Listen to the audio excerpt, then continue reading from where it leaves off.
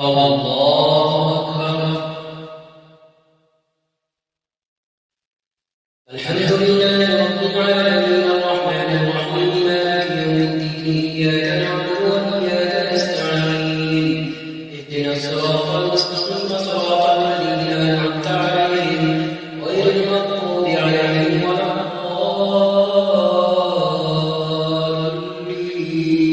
الضالين آمين. يا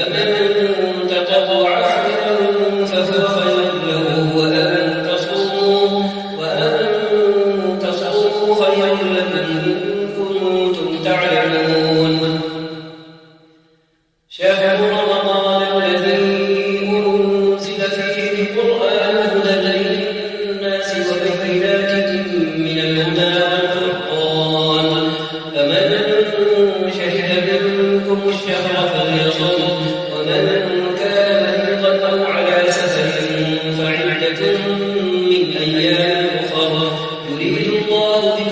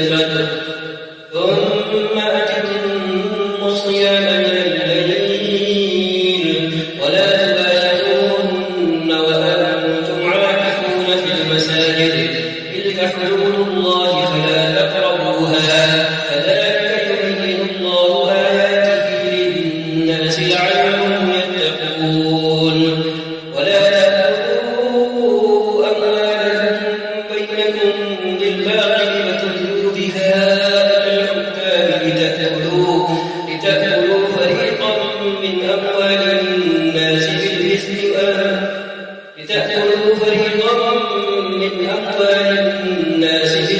وأنتم تعلمون يسألونك عن الأهلة قل هي مواقيت للناس والحج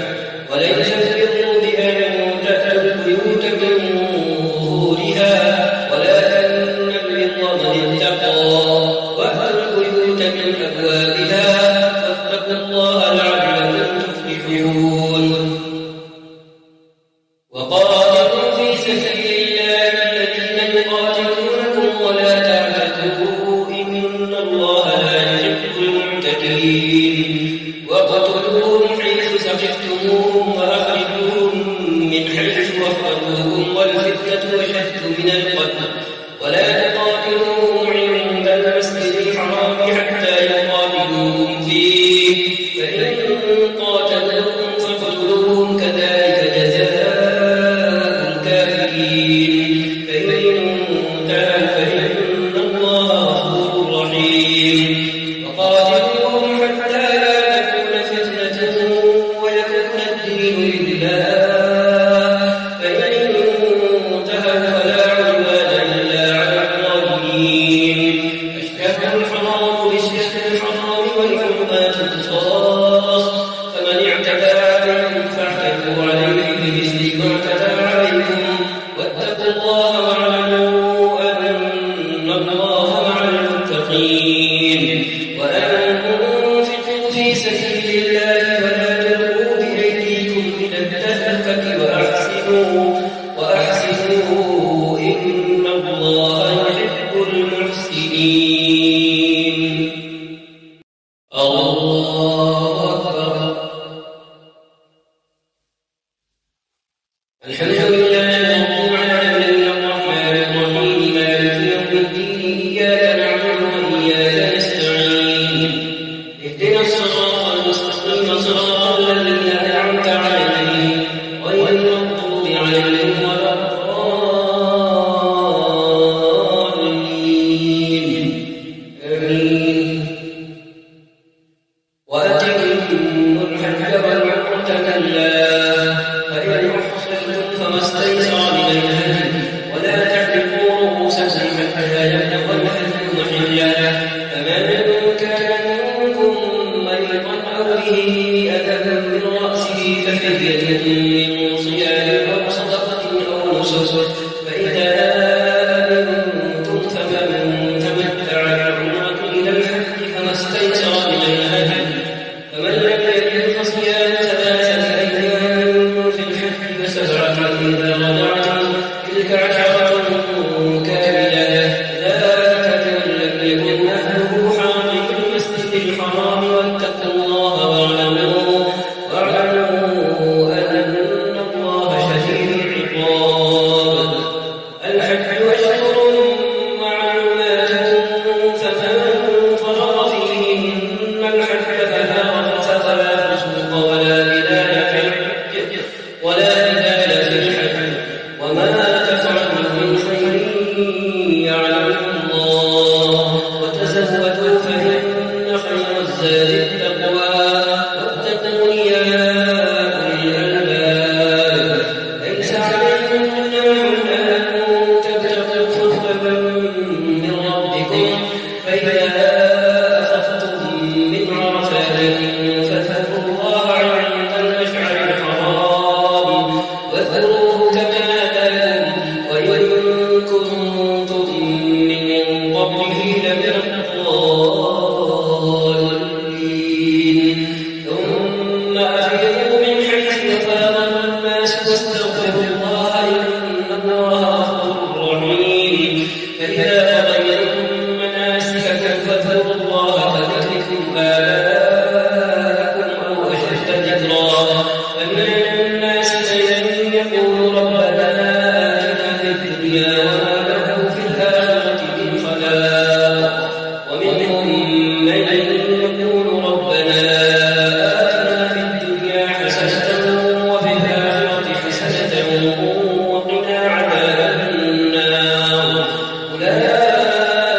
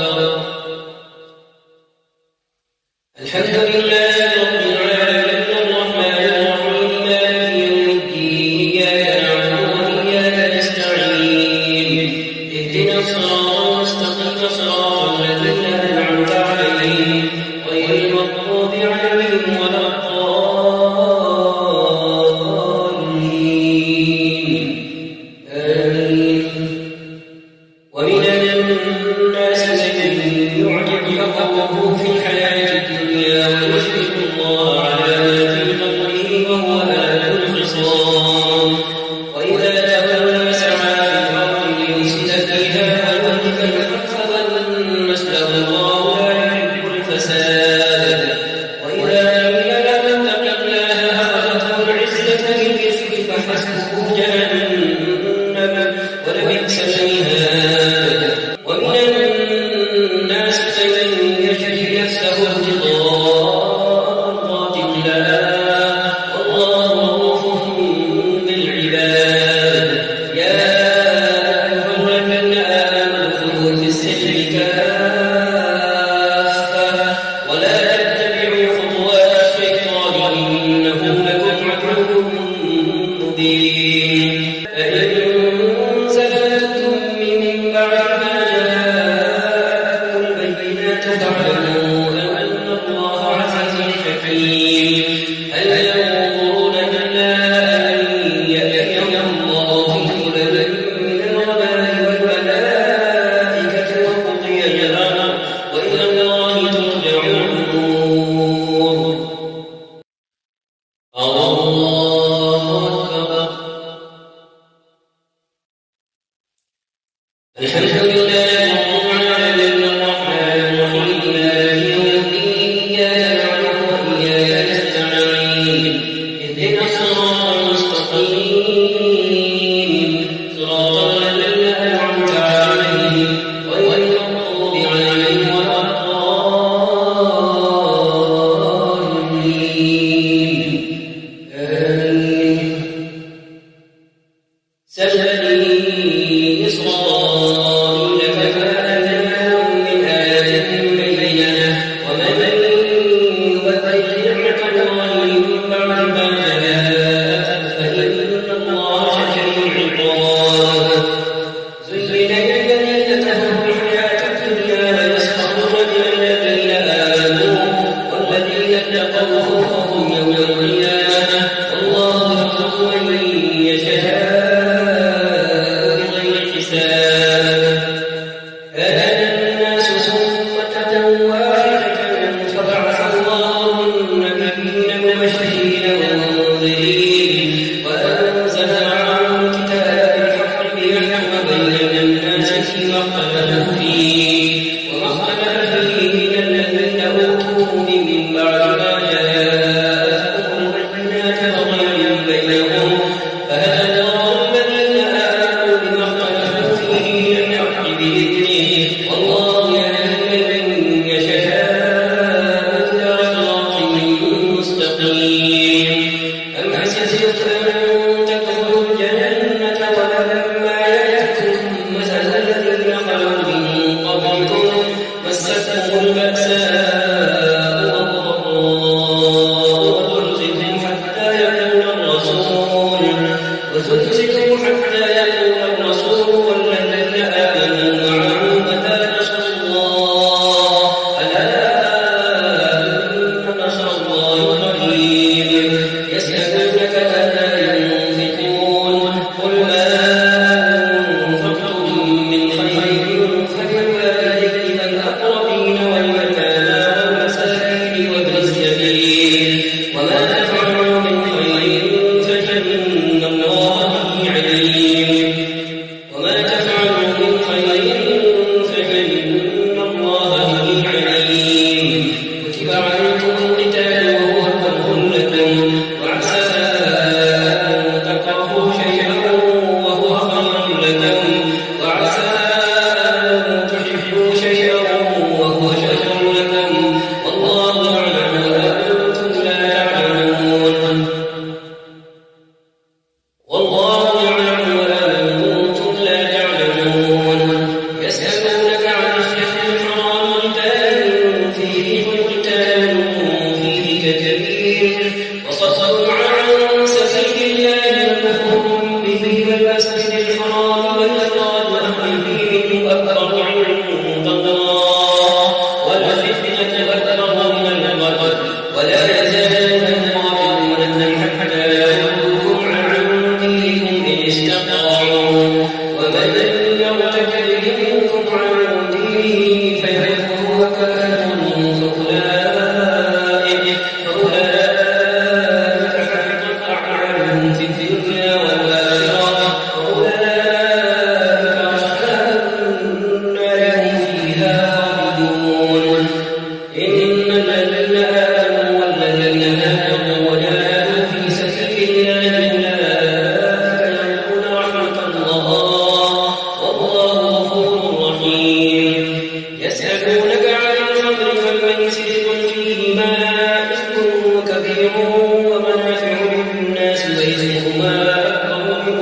تفهيما ويسألونك ماذا ينفقون قل العفو كذلك يبين الله لكم الآيات لعلكم تتفكرون في الدنيا والآخرة ويسألونك عن اليتامى قل إصلاح لهم خير وإن تخالطوهم فإخوانكم والله يعلم المفسد من المصلح ولو شاء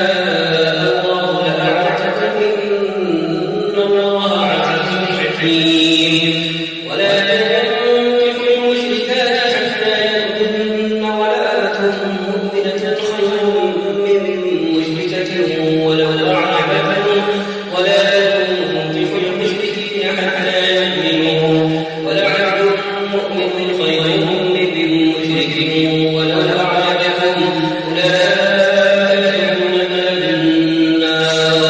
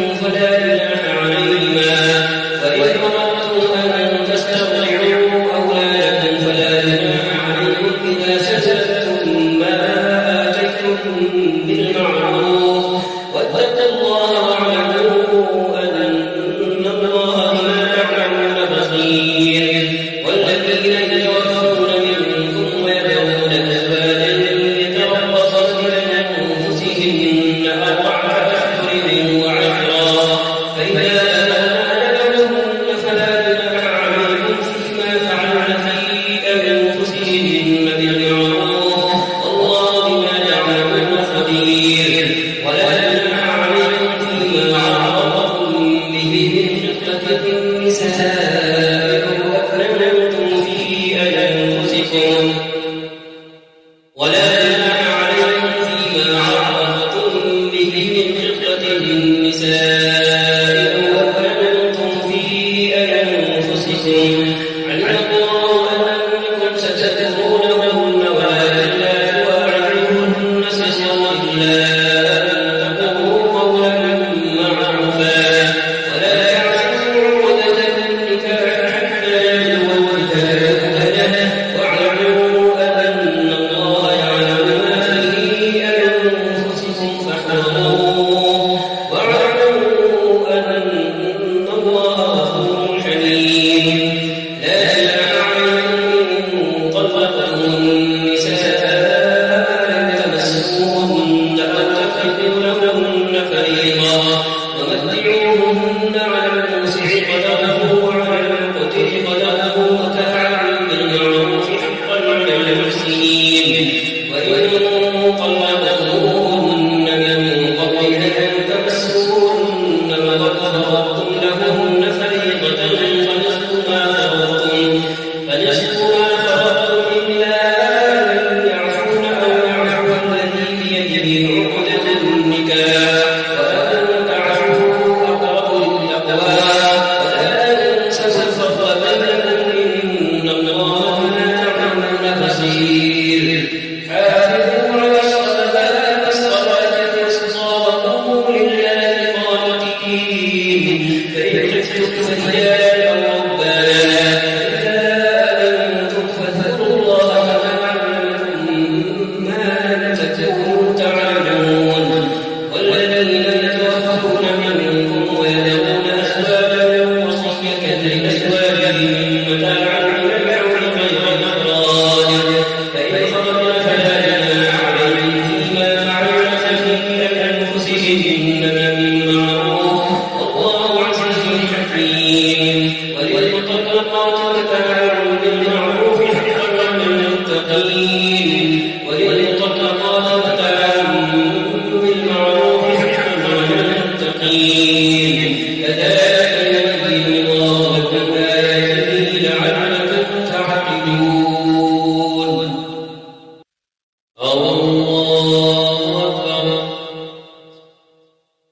الحمد لله رب العالمين الرحمن الرحيم مالك يوم الدين إياك نعبد وإياك نستعين اهدنا الصراط المستقيم صراط الذين أنعمت عليهم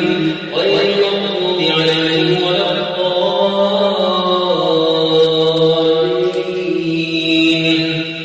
آمين ألم تر إلى الذين خرجوا من ديارهم وهم ألوف حذر الموت فقال لهم الله موتوا ثم أحياهم إن الله لذو فضل على الناس ولكن أكثر الناس لا يشكرون وقاتلوا في سبيل الله واعلموا أن الله سميع عليم من ذا الذي يقرض الله قرضا حسنا فيضاعفه له أضعافا كثيرة والله يقبض ويبسط وإليه ترجعون ألم تر إلى الملأ من بني إسرائيل من بعد موسى ألم تر إلى الملأ من بني إسرائيل من بعد موسى إذ قالوا لنبي له ابعث لنا ملكا نقاتل في سبيل الله قال هل عسيتم إن كتب عليكم القتال ألا تقاتلوا قالوا وما لنا ألا نقاتل في سبيل الله وقد أخرجنا من ديارنا وأبنائنا فلما كتب